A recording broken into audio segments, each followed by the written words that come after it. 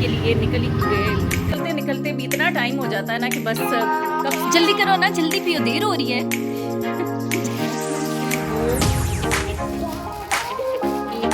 बिस्मिल्लाहिर्रहमानिर्रहीम, अस्सलाम वालेकुम। क्या हाल है आप सबका? उम्मीद करती हूँ कि सब ठीक ठाक होंगे, खैरियत से होंगे और अल्लाह ताला सबको खैरियत से रखे, खुश रखे, आबाद रखे।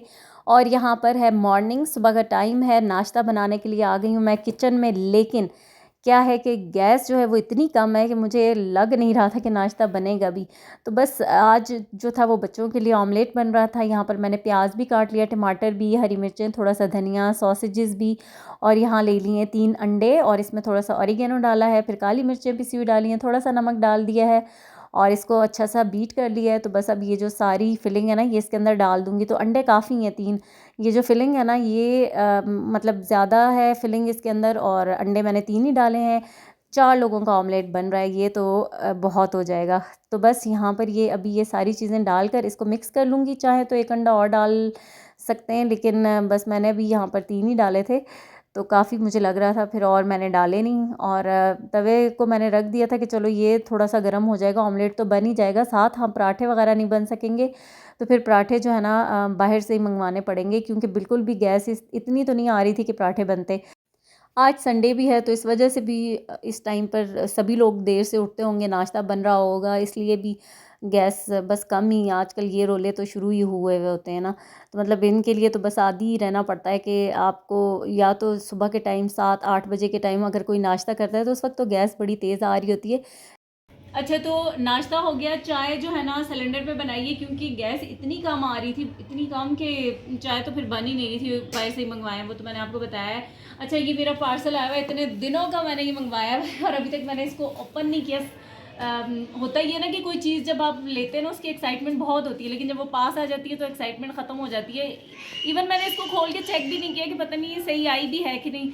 तो अभी जो है अच्छा, अभी तो ना मैं जा रही हूँ बाज़ार, ऐसे लोकल मार्केट तक जाना है। मैं और मरियम चलते हैं, बहुत टाइम हुआ है हम गए भी नहीं है। ऐसे होता है ना सर्दियों में जाओ ज़रा, जो ब्रांडेड कट पीस की शॉप होती है वहाँ का चक्कर लगाएं, कुछ थोड़ा बहुत कोई घर में पहनने के लिए, बच्चों के लिए, अपने लिए कोई इस तरह के अच्छे वहाँ से मिल जाते। तो वो मैं गई नहीं हूँ इस बार, तो मैंने सोचा कि आज चलते हैं ज़रा वो चक्कर लगाते हैं, देखते हैं, अल्लाह करे कोई अच्छे अच्छे से प्यारे प्यारे से मिल जाए इस तरह के कपड़े।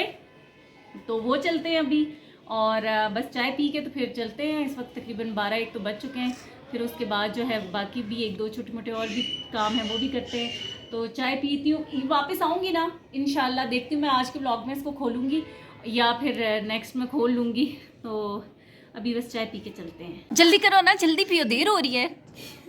जल्दी करो। अच्छा, एक सेकंड लाइन पढ़ के बताती हूँ क्या वो मैं ऐसे ही जल्दी कर सकती, इतना ज़्यादा भरा हुआ कप है मेरा। आप जल्दी कर दो। कल मरियम का कॉन्सर्ट है, कॉन्सर्ट के लिए मरियम को अभी ज्वेलरी भी चाहिए ना, वो हम पूरी लोग कल आपको दिखाएंगे। मंगा ली हैं? उससे क्यों मांगी? ले लेती ना। क्यों भाई, मैं क्यों नहीं लूँ, जब मनाली से बात है तो कब मिलेगी? आमना सुबह ले आएगी ना। वो कॉन्सर्ट है फर्स्ट करो। अच्छा चलो ठीक है, सही है। मैंने उससे अभी मैसेज किया, उसने कहा मैंने बैग में भी रखवा लिया मनाली से जाके। चलो सही है, कोई बात नहीं। Okay okay. किसी काम के लिए घर से निकलते निकलते भी इतना टाइम हो जाता है ना कि बस कब से कह रही हूँ कि चलते हैं चलते हैं। अभी 2-3 घंटे तो यहीं पे वेस्ट कर दिए हैं इस लड़की ने भी और मैंने भी, तो बस अभी फटाफट से जाते हैं।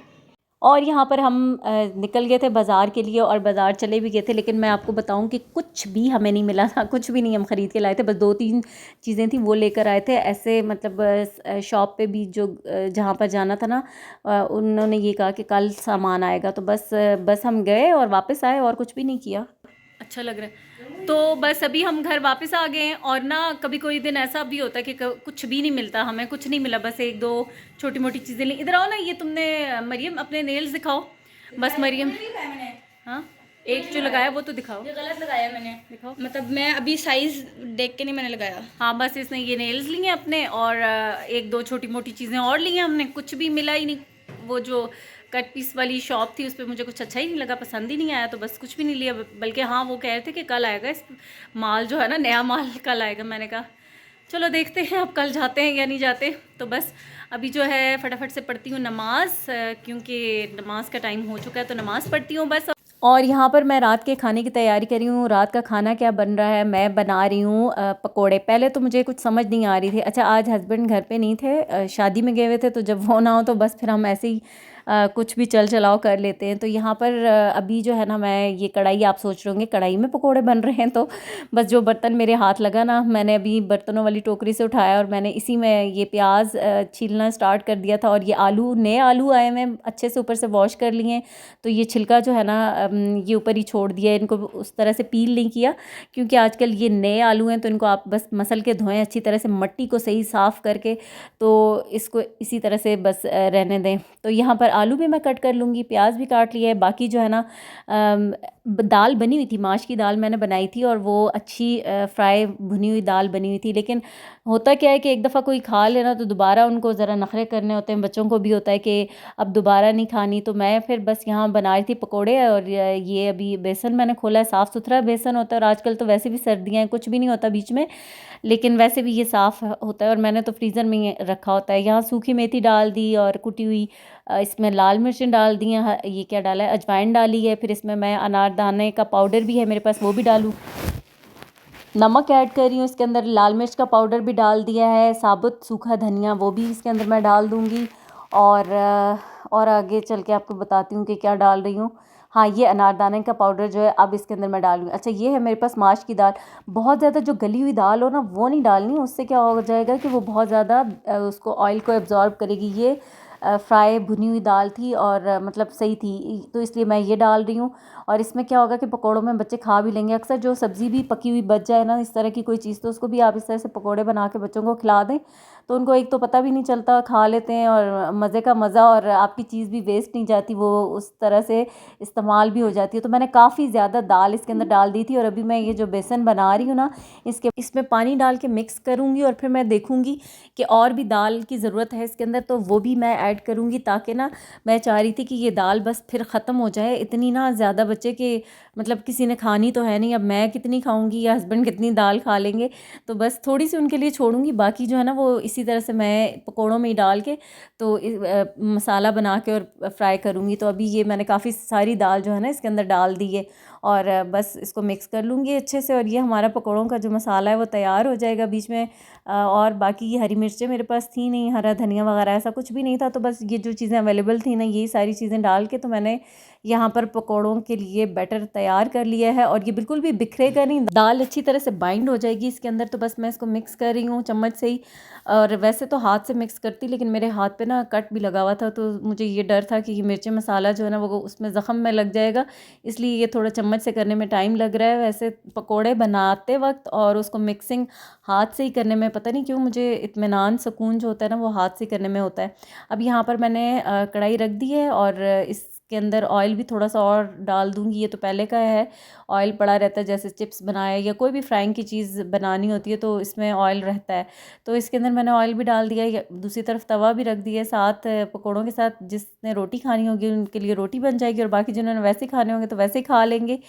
तो बस ये ऑयल जो है ना गर्म होने के लिए मैंने रखा, और इसमें तेल के नहीं, सॉरी, उसमें पानी के कुछ छींटे ऐसे पड़ गए थे, तो वो ऑयल जो है ना वो सही उसमें पटाखे मार रहा है अभी इस वक्त।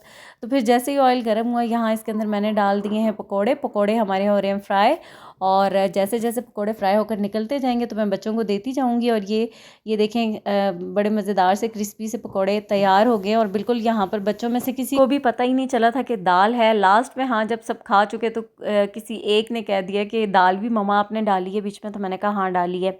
तो बस फिर यहाँ पर जो है ना पकोड़े निकाल रही हूँ मैं, साथ साथ दे रही हूँ। और ये फिर पहले मैंने चम्मच से डाले, फिर मुझे सुकून नहीं मिला और मैंने हाथ से इसमें डालने शुरू किए, और पकोड़ों की जो शेप आती है ना, जो शक्ल जो हाथ से डालने में सही पकोड़ा की एक जो शेप होती है ना वो आती है।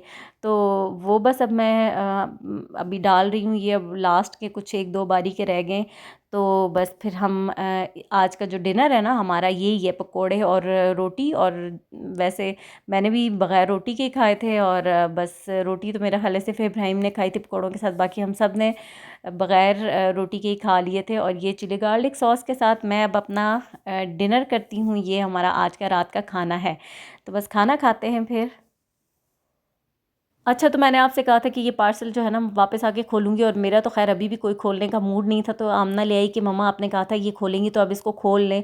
तो फाइनली जो है ना मैं ये खोल रही हूँ, और ये मैंने हेयर ड्रायर मंगवाया था ऑनलाइन एक पेज से। तो बस अभी आए हुए इसको तकरीबन हफ़्ता हो गया है, लेकिन इसको मैंने खोला नहीं था। और ये होता है ना कि वही मैंने आपसे पहले भी कहा कि ऐसे चीज़ की एक्साइटमेंट होती है, लेकिन जब पास आ जाती है तो बस ठीक है फिर देख लूँगी, मुझे ये होता है। हाँ, अगर कपड़े वगैरह होते हैं वो मैं पहली फ़ुर्सत में निकाल के उनको मैं देख लेती हूँ कि कैसे आए क्या है, लेकिन बाकी चीज़ों की बस यही होता है कि अच्छा ठीक है बाग ये तो इसको खोल लूँगी।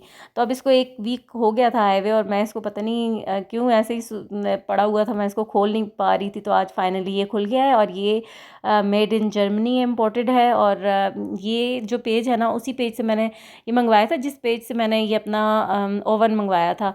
तो अच्छी चीज़ें इनके पास अच्छी क्वालिटी की होती हैं, इम्पोर्टेड चीज़ें होती हैं। और बस अभी यहाँ पर हम जब खोल रहे थे तो बस आमना ये मुझे बता रही थी कि ये डिफ्यूज़र है, और ये इसकी 2 अटैचमेंट्स हैं। ये एक जो सिंपल जो होती है, और ये डिफ्यूज़र ये शायद कर्ली बालों के लिए होता है, वो कुछ इस तरह से मुझे बता रही थी। तो मैंने उसको कहा कि चलो अब जब देखेंगे हम इसको यूज़ करेंगे। तब मुझे लग रहा था कि ये जैसे उस तरह से मसाज नहीं करते सर में, उस तरह का है, जैसे बालों में आप फिंगर्स से मसाज करते हैं उस तरह का। तो फिर वो कह रही थी कि नहीं ये वो नहीं है।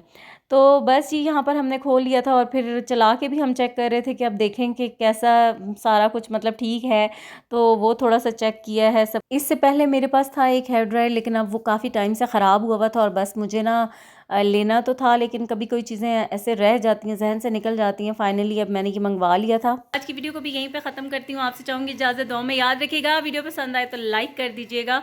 इंशाल्लाह नेक्स्ट वीडियो में मुलाकात होगी। अल्लाह हाफिज़।